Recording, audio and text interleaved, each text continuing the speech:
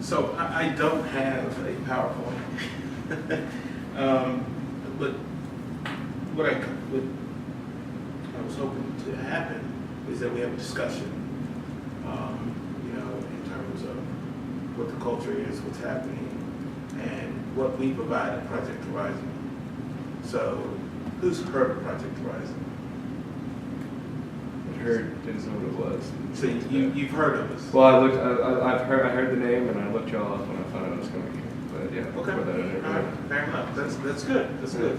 That's whenever I have the opportunity to speak, whether it's at the campus level or even the community level, I just want to take a pulse at the beginning to find out who's at least heard by name, and that's a majority of folks. When I ask the follow-up question is, do you know what we do? Is when I get kind of puzzled looks about who are, I've heard your name, but what do you do? So Project Horizon is a nonprofit organization that's dedicated to reducing interpersonal violence in the Rockbridge, Lexington, and Buena Vista area. So we've been around since 1982 as an organization. We provide counseling, we provide an emergency hotline, as well as an emergency shelter. And we have a whole host of folks that work in our organization. I've asked Brittany Burkhart to join me for this presentation. Brittany is our campus liaison for WNL, BMI, SVU, as well as the local community college. About 3 years ago, Project Horizon created this position and saw the need to have someone at the university level and have a presence in working with the university in terms of prevention and just informational opportunities. So that's Project Horizon. I've been at Project Horizon for the last 7.5 years. Prior to coming to Project Horizon, I was a law enforcement officer for 20 years. My last duty post being here in Lexington. So I'm very familiar with the inner workings of the criminal justice system here locally. With that, when I first came to Project Horizon, I thought that the numbers that's reported by law enforcement, it was the actual activity of what was happening in the local jurisdictions. Every year there's an annual report put out by the state in terms of the criminal map of what's happening in each jurisdiction around the state. And for the longest time I thought that what was being reported was the activity. It wasn't until I arrived at Project Horizon and fastened them in that I saw a completely different picture. That a lot of folks choose not to use the criminal justice system and go through the process. And that alarmed me when I first got there. Until I started working with individuals who were actually, had been assaulted. And having to understand that sometimes the criminal justice system is not very kind to folks who have experienced sexual assault or domestic violence.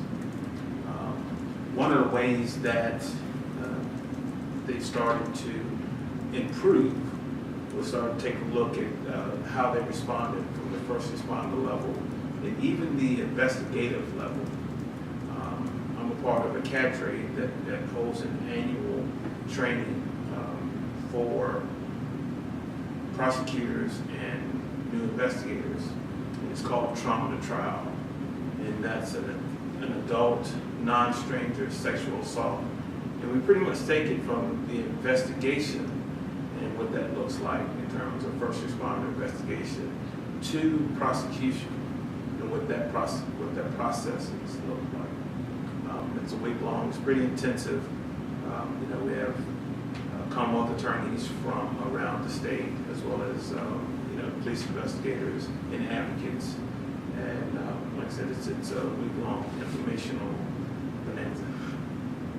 And it's been pretty successful in terms of changing how our investigators respond to folks who've been hurt.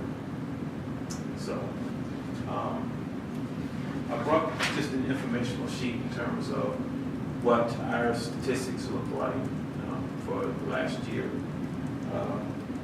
Like I said, I've been in Project Horizon for 7.5 years, and I've averaged over 100 contacts a year. And that's not just sexual assault. I know we're talking about sexual assault. I think that's primary domestic violence. But it's interesting to note that last year I had met with 47 people who were victims of sexual assault. Some of those were adult survivors of sexual assault. Some students, some folks who were not students, and folks from all three schools represented. So, it is happening, it is present, and not all of these folks chose to go through the criminal justice system. One of the benefits of me coming from law enforcement is that I'm able to have a conversation with folks about what that investigation is going to look like. Interesting to note also, Project Horizon is, you have mandated reporters on this campus, folks who, if they hear of an incident, then have to report it up. We work closely with Washington Lee, but we're not part of that system, so we're not mandated to report that information with the university unless that person who's been hurt wants to go through that process. We're not mandated to report it to law enforcement, again, unless that person who's been hurt chooses to do that. And that's pretty key. If we're given a call, we have an opportunity to kind of walk through what the process looks like and what the next step is.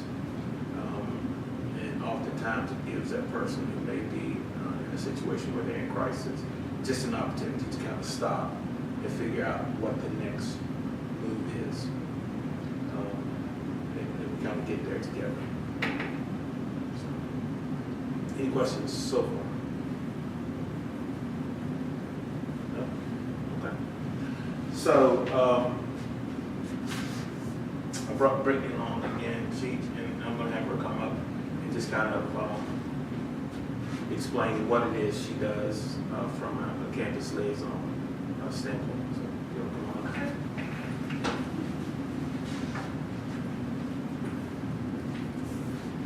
Should I just stand by the camera? You do. Yes, my name is Brittany Burkhart. So part of what I do is my job is to build relationships with all the people on all the different college campuses that I work for. So it would be your school here, WNL, your law school, VMI, SVU, and then Dabney and Clifton Forge. I work hand in hand with, they have another domestic violence shelter there in Covington, but the community college in Rockbridge Regional Center, I don't know if you've heard of it, but that community college. So the biggest thing that we want to try to do on all the college campuses is, foremost importantly, is to have the college students know our resources. And that's the biggest thing. Even when we do come into the classrooms or wherever we may go, even if we're in the community, is if we ask, have you heard of Project Horizon? Some people say yes, but then, we ask, what do we do? People are afraid to kind of talk about what we do, and we don't want that. We want people to be very familiar with Project Horizon.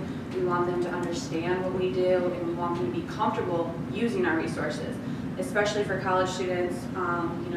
It's very, in most cases, domestic violence, sexual assault, it's very uncomfortable, and they don't know who to turn to, and maybe they're, far away from home, and, their mom and dad are, it's very intimate details that they don't want to share with. So it is comforting to know that you can come and talk to us because we're free and confidential, and we're not mandated reporters.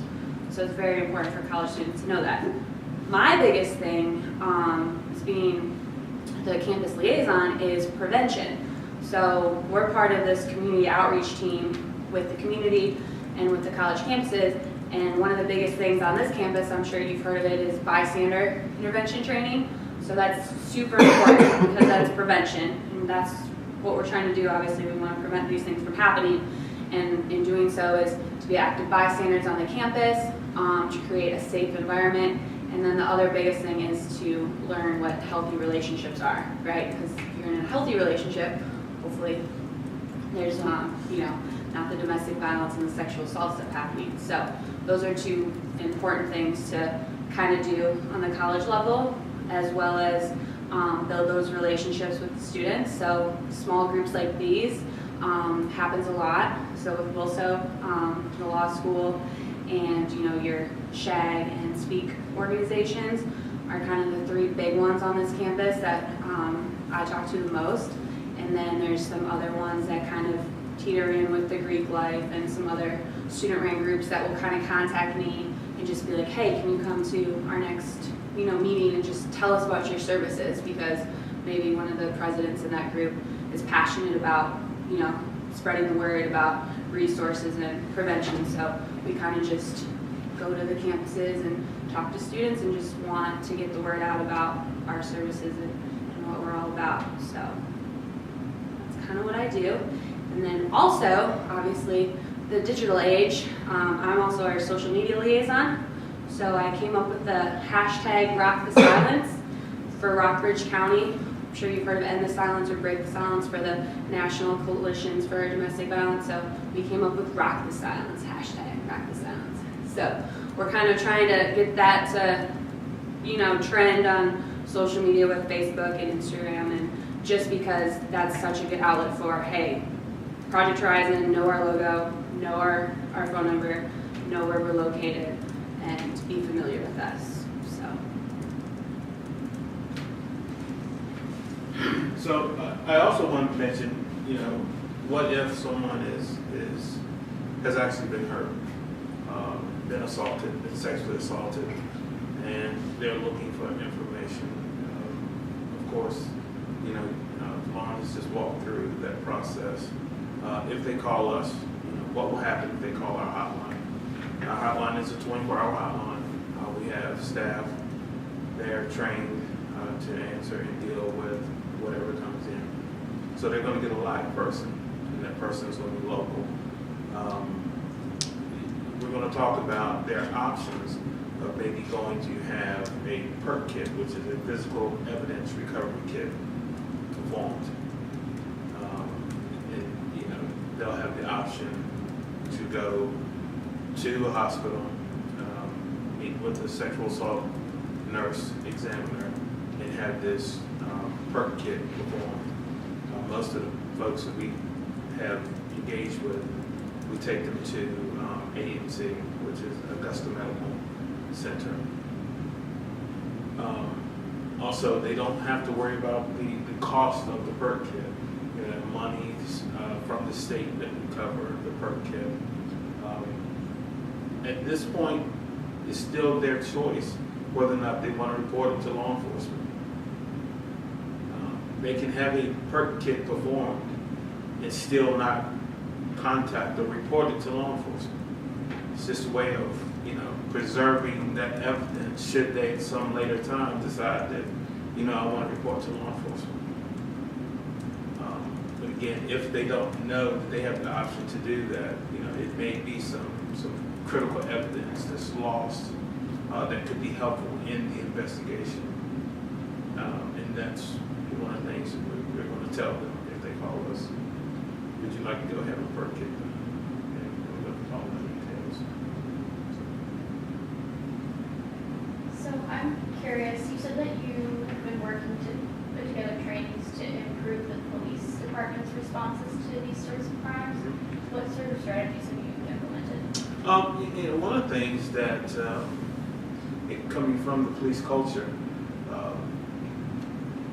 I spent 20 years as a police officer, and kind of the methods that were taught back then in terms of investigations and how you approach investigation, oddly enough, was still kind of just a facts manual.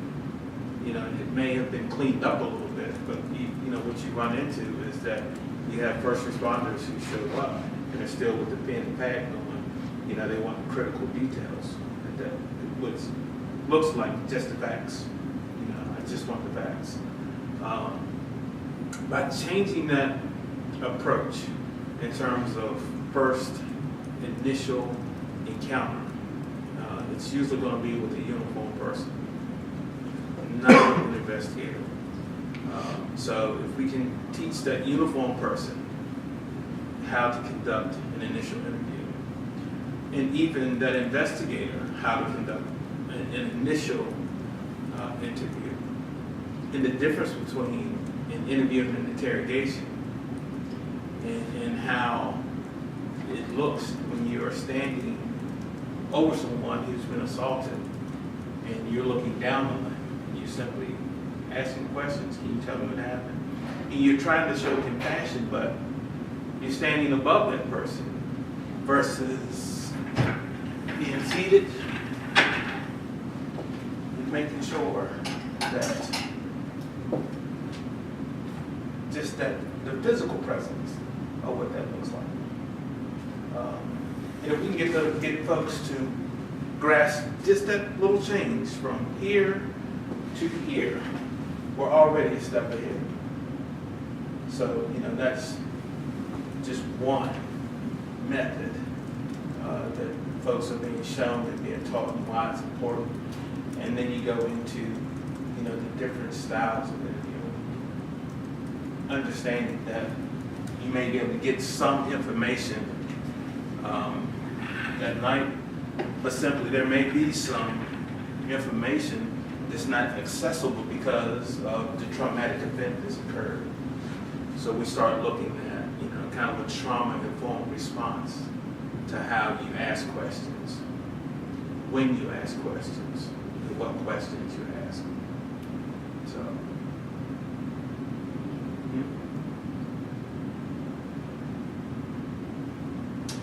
that's kind of all I have for you. If you call Project Horizon, if you call us, we're going to answer. Our services are free and confidential, and we have personnel who will walk with you and go with you every step of the way of the process, whether it's here on campus or whether it's the law enforcement route. Every step of the way, we have someone there with you. Thank you for the opportunity.